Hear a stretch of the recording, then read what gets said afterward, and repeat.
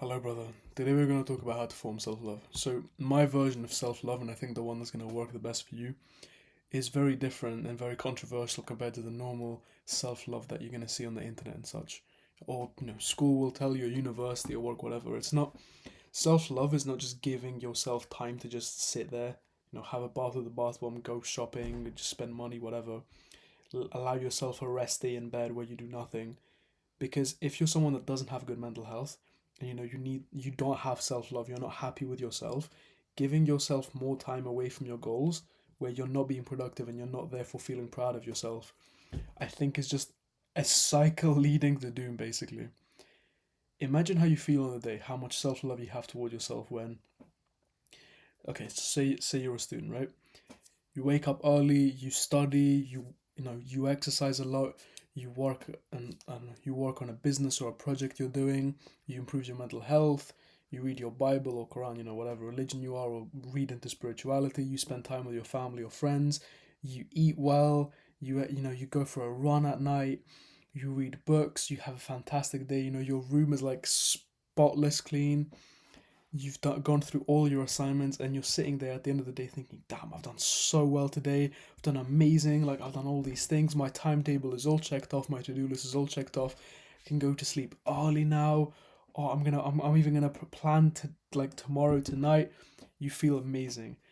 Contrast that to the day where you allow yourself to do nothing. You sit in bed, like you wake up late, you just lay in bed, you scroll for 2 hours, you get up to grab like some cereal or something and just kind of go rot back in bed for another 2 3 hours, get up for a little bit, maybe shower, eat some more food, play some video games, video call that girl that barely likes you for like 2 hours, and then you procrastinate on your study, and you procrastinate on your work, you procrastinate on your business work, whatever it is you're doing, and by the end of the day you feel shit, you feel terrible, you look at yourself in the mirror and you think, "Ugh," as opposed to the day where you do everything perfectly and you think, wow, I've done so amazing today. Which one here has given you more self love? The day where at the end of it you feel amazingly proud of yourself and you're like, wow, I've done so good? Or the day where you're just like, I, I'm just gonna sleep and like start a new day tomorrow, basically? That's what I want to get across to you. You thinking that self love is gonna be you can lay in bed all day and do nothing because you're resting, you're allowing yourself time to rest. Sure, rest is incredibly important. Sleep properly, spend time with people you love, such and such. But social media isn't rest. If I like did an MRI scan of you, would your brain be at rest when you're on social media, or would it be hyperstimulated? Same with pornography. Same with video games. Same with whatever. Like if you're doing drugs or anything, those times that you consider restful, they're never restful. They're just numbing from the rest of your problems. That's why they feel restful. You playing video games for an 8 hour session, in no time does your brain feel rested. At the end of that, you feel fried completely. But the reason why it felt relaxing and restful is just because you've put yourself so much in the digital world, or drugs, whatever it is for you, that you've removed yourself from your reality where you have your problems and have to deal with your shit life. Now, that's the problem.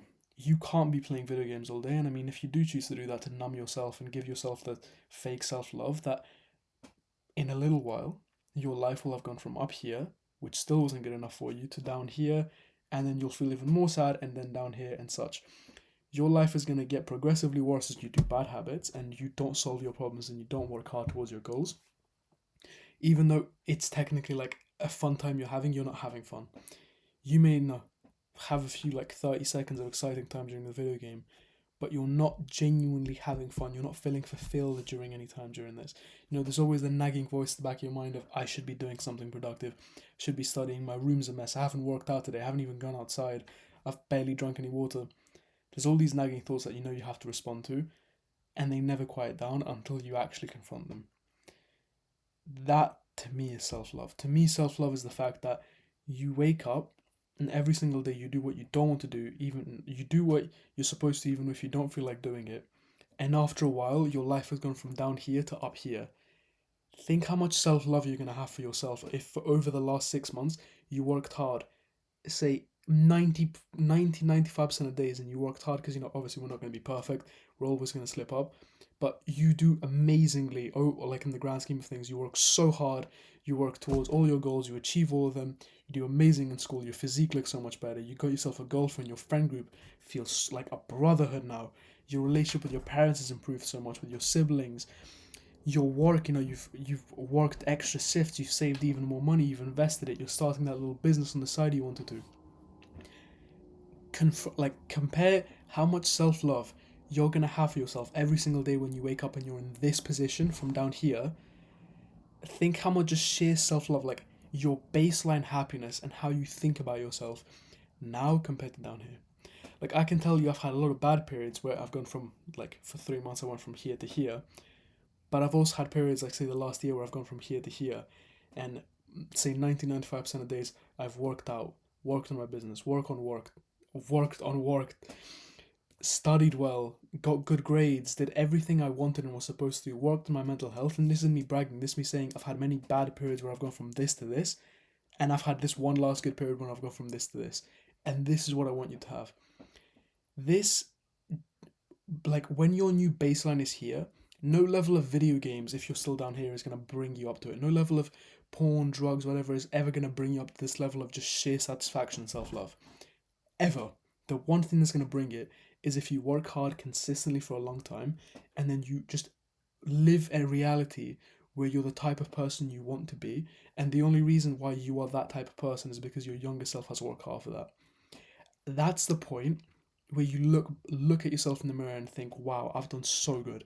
Yes, you have a million miles left to go. You may be 2% of your journey there in whatever it is you're doing, but you've made progress, and you look at yourself today and you're thankful because, like, your younger self for months, days, weeks, years, whatever it is for you, has worked hard towards those goals.